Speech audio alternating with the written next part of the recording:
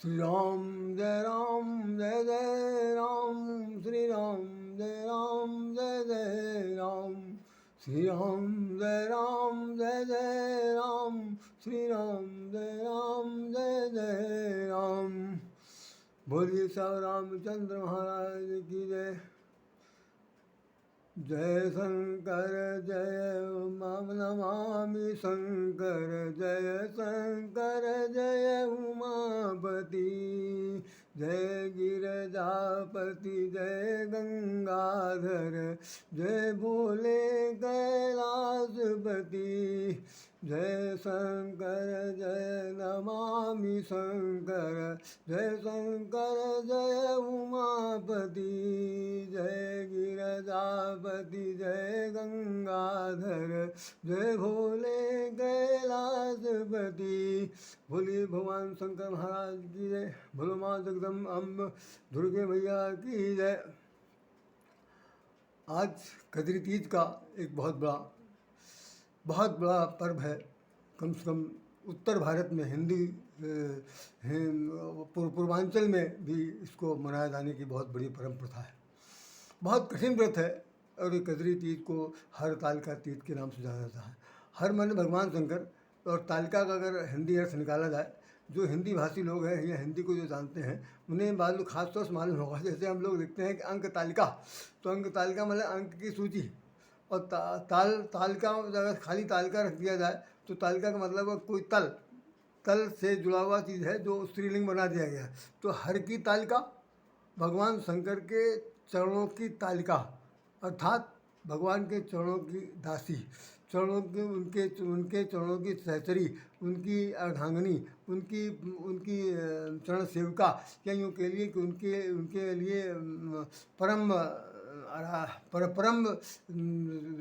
संगनी, जीवन संगनी का नाम दिया जा सकता है। ये है हर तालिका का असली मतलब। बाकी तालिका का मतलब कोई लोग क्या निकालते हैं वो हम नहीं जानते, लेकिन मैंने जो जहाँ तक मैं जानता हूँ उसमें हर तालिका माने भगवान शंकर की तालु की सेवा करने वाली संरक्षिका का नाम तालिका है। अब ये भगवान शंकर ये त्यौहार जो है ख़ासतौर से पातिव्रत धर्म पालन करने के लिए किया जाता है। पातिव्रत धर्म का पालन करने के लिए आता है कि उनका पति वो सौभाग्यशील रहें, सदा सुहागिन रहें, और उनका कभी सुहाग खत्म न हो, कभी उनके सुहाग का अमृत की प्राप्ति हो। इसके लिए वो जितना कुछ कर सकते हैं उस संकल्प को दोहराने के लिए नित्य प्रतिनित्य ये मन में भावना होती है। वर्ष में एक बार एक दिन इसका व्रत के रूप में मनाया जाता है। जबकि ऐसा इस व्रत के लिए कहा गया है कि जो सौभाग्य स्त्रियाँ हैं वो तो हैं ही, जो सौभाग्य वो हैं कौमार व्रत धारण कर, जिन्होंने जो कुमारी स्त्री लड़कियाँ हैं वो भी इस व्रत को धारण कर सकती हैं, क्योंकि अच्छा वर पाने के लिए, भगवान शंकर जैसा वर पाने के लिए, यूँ कह लिए वर पाने के लिए वो व्रत रखती हैं। अच्छा, अब ये नाम इसको कजरी तीज भी रखा गया। अब कजरी को अगर आप समझाएं, जैसा मैंने बहुत से सांस्कृतिक कार्यक्रम देखे, बहुत से लोकगीत के कार्यक्रमों में मैं गया हूँ, और अब भले ही थोड़ा सा अवस्था की वजह से नहीं जा पाता या कोरोना की वजह से थोड़ा सा व्यवधान हुआ, वास्तव में कजरी का जो वास्तविक अर्थ है वो हमने जो सुना, हम ये इसका कहीं पर प्रमाण नहीं। अगर कोई मुझसे पूछे कि प्रमाण आपके पास कहाँ है, तो मेरे पास लिखित में कोई प्रमाण नहीं। वहाँ पर जो लोग गायन वादन करते हैं, तमाम सारे जो गायक आते थे, जो कजरी गाते हैं, जो कजरी गाते हैं, बिरहा गाते हैं, लोकगीत गाते हैं, उन लोग को उन गायन करने वाले गायकों से हमने जब स्टेज पर जाकर पूछा तो उन लोगों ने एक बात बताई बड़ी महत्वपूर्ण, जो उसको मैंने सुना तो बहुत कुछ, लेकिन उसको हमने और दूसरे ढंग से जोड़ा। तो कहने लगे कजरी, मिर्ज़ापुर में कजरी गाई जाती है। कजरी का जो प्रचलन है वो उत्तर प्रदेश के मिर्ज़ापुर नामक ज़िले में है, जहाँ पर कजरी गाई जाती है। वहाँ पर बहुत सघन वन है और वहाँ पर कजरी का एक बड़ा महत्व है। तो बताते हैं, कजरी नाम की एक लड़की थी। कजरी माने काजल, कजरी माने काला, जो काजल के समान काले रंग की एक लड़की थी, और वो उसका विवाह नहीं हो रहा था। तो वो आती थी उस जंगल में बैठ करके भगवान शंकर की उपासना करती थी, पूजा करती थी और गाना गाती थी। जो वहाँ के लोकगीत है उससे वो गाती रहती थी। तो उसमें तमाम सारी कजरी तो मैं गा के यहाँ सुना नहीं पाऊँगा, कि रामा हरे रामा करके उसका गाया जाता जैसा उसका एक धुन है। तो भगवान शंकर जी इस पर बहुत प्रसन्न हुए, और प्रसन्न होने के बाद उन्होंने उसको वरदान दिया कि जाओ, तुमको मैं हमारे जैसा ही तुमको वर प्राप्त होगा। और वो कजरी जो है वो जो कजली मतलब काले रंग की जो लड़की थी वो गौरांगी हो गई, और उसका विवाह हो गया, बहुत बड़ी प्रसिद्धि प्राप्त हुई। उसी से उसका नाम कजरी तीज है। और ये कार्यक्रम जो हुआ तीज के दिन हुआ था। शुक्ल पक्ष की भादों में शुक्ल पक्ष की तीज को ये कार्यक्रम हुआ था, इसलिए उसका नाम कजरी तीज रखा गया।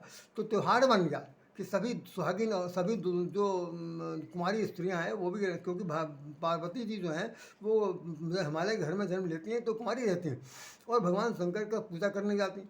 और वहाँ पर भी उनका भी रंग ऐसा ऐसा कहा जाता है कि उनका भी रंग काला था और वो पूजा करते करते उनका रंग गौर गौर वर्ण हो गया, इसलिए उनको गौरी कहा जाता है। ये बात अकाट्य है, ये हमने कई किताबों में पढ़ा कि पहले उनका रंग सांवला था। उस सांवले रंग को उन्होंने पूजा पाठ करते हुए तपस्या करते करते इतना ज़्यादा प्रभाव पड़ा कि तपस्या के प्रभाव से उनका रंग गोरा हो गया और वो गौरी कहने लगी और गौरी पूजन होता है तो गौरी गणेश का नाम आप जानते हैं। तो सब कजरी तीज का नाम इसलिए पड़ा कि भगवान शंकर की उपासना करना और अपने अपने मनवांछित वर प्राप्त करने की चेष्टा है। दूसरी चीज, मिर्ज़ापुर में जो विंध्यवासिनी देवी है वो उनको नंद गोप सुता कहा जाता है। स्टेशन के ऊपर आप उतरेंगे तो एक बहुत बड़ा श्लोक लिखा हुआ संस्कृत में, उसी श्लोक पर लिखा है, मिर्ज़ापुर स्टेशन की बात कर रहा हूँ, वहाँ पर लिखा हुआ है कि नंद गोप सुता।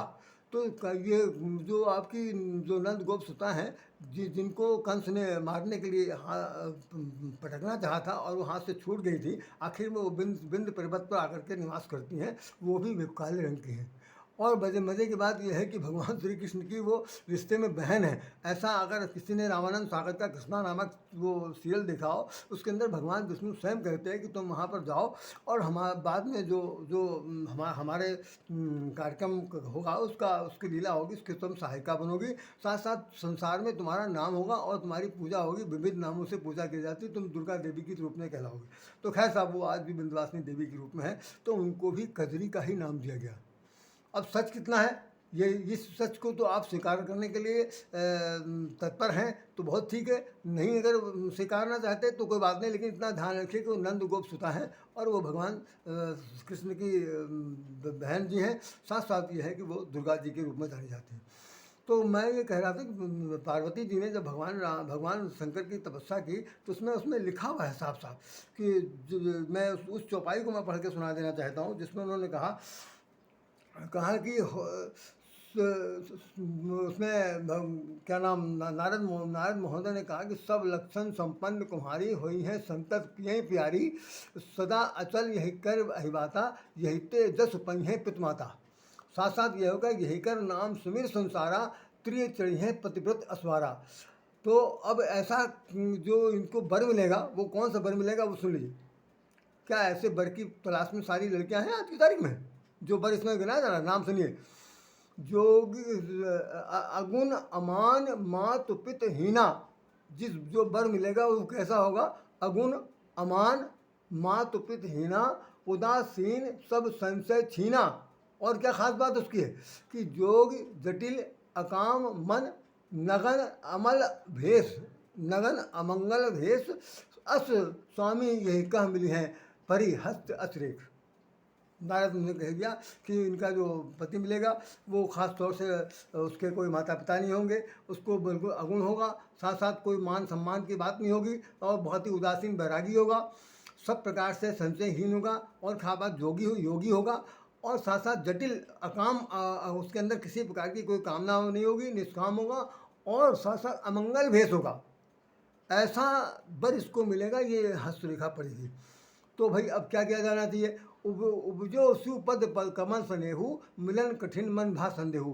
अब इस पार्वती जी के मन में तो संदेह हो गया कि भाई अगर ऐसे वर मिल रहे हैं मेरे भाग में लिखा हुआ तो हमको फिर तो उनकी प्राप्ति के लिए तपस्या करना चाहिए। तो वो तप करने के लिए गई और तप करने के लिए जंगल में जाते अपने माता पिता को समझा दिया कि आप बिल्कुल रोइए गाइए नहीं, कि भाग में जो लिखा है वही मिलेगा, उससे ज़्यादा कुछ मिलने वाला नहीं है, तो मैं अब तपस्या करने जा रही हूँ।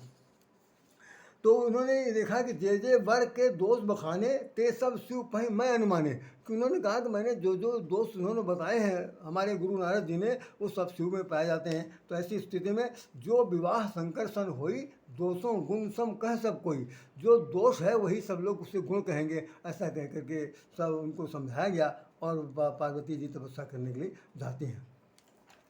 और मैं आपके सामने कहना चाहता हूँ कि तो उन्होंने क्या किया, किस तरह तपस्या का एक वर्णन बता दे रहा हूँ कि मात प्रदेश बहुविध समझाई, चली उमा तप हित हर्षाई।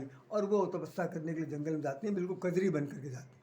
कजरी वन में जैसे जो दो ही वन का रामायण में जिक्र है, एक का तो नाम बद्री वन और एक दूसरा कद्री वन। तो कद्री वन मिर्ज़ापुर में है और बद्री वन जो है वो बद्रिका आश्रम में है, ये हिमाचल प्रदेश के पास कहीं पर है। चलिए खैर, तो पार्वती जी ने संवत सहस्त्र मूल फल खाए, संवत सहस्त्र मूल फल खाए, साग खाई 7 बरस गंवाए, कछु दिन भोजन बारी बतासा, किए कठिन कछु दिन उपवासा, बेल पात्र मह परी सुखाई, 3 सहस्त्र संवत से खाई, पुनि परे परे सुखाने पर्णा, उमय नाम तब भय अपर्णा, देख उमय तब खिन्न शरीरा, ब्रह्म गिरा भय गगन गंभीरा।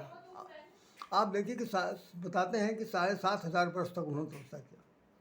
अब मैं इसको बहुत संक्षेप में कह दे रहा हूँ, बहुत संक्षेप में बखान कहता हूँ कि 7,500 वर्ष तक तपस्या किया गया। तपस्या करने के बाद भगवान शंकर उनकी परीक्षा हुई। 7 सप्तऋषि आए, उन्होंने कहा, बहुत भड़काया और कहा कि भाई आप ये क्या, किसने आपको बौरा दिया और ऐसा सब मत करिए, आपको वो जिस वर की बखान किया गया वो किसी काम का नहीं, हम तुम्हें दूसरा वर बताते हैं। तो उन्होंने, पार्वती जी ने एक बहुत बड़ी बात कह दिया जो आज की तारीख में किसी लड़की नारी के द्वारा नहीं कहा जा सकता। उन्होंने एक बात कही कि उन्होंने कहा कि जन्म जन्म असरगर हमारी, बरऊँ शंभु न तो रहूँ कुमारी। मैं जन्म जन्मांतर तक मेरी एक ही प्रतिज्ञा रहेगी कि अगर हमें कभी वर की अगर आवश्यकता हुई तो बरऊँ शंभु न तो रहो कुमारी, मैं शंभु की केवल भगवान शंकर का ही वर्ण करूँगी, उन्हीं के साथ विवाह करूँगी, अन्यथा विवाह करूँगी ही नहीं।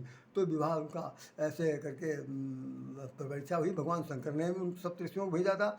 जब वो सब परीक्षा में सफल हुए, देखिए 7,000 साल तक तो तपस्या की, उसके बाद फिर उनकी परीक्षा हुई। परीक्षा के बाद भगवान शंकर को मनाया गया, तब शादी करने के लिए आते हैं। शादी खैर उनकी हुई, तो उसमें लिखा है पाण ग्रहण जब कीन महेशा, पाण ग्रहण जब कीन महेशा, बहुत सुंदर लाइन है वाक्य।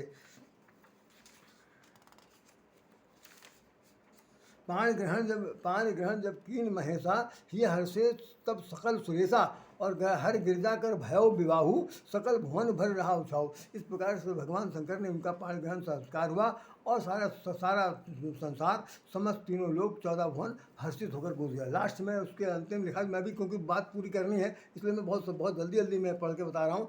इसमें लिखा कि यह उमा शंभु विवाह जे नर, नारी कहीं जगावही, ये उमा शंभु विवाह जे नर, नारी कहीं जगावही, कल्याण काज विवाह मंगल, सर्वदा सुख पावही, सरित सिंधु गीताश्रमन, भेद न पावही पार, वर्णे तुलसीदास किम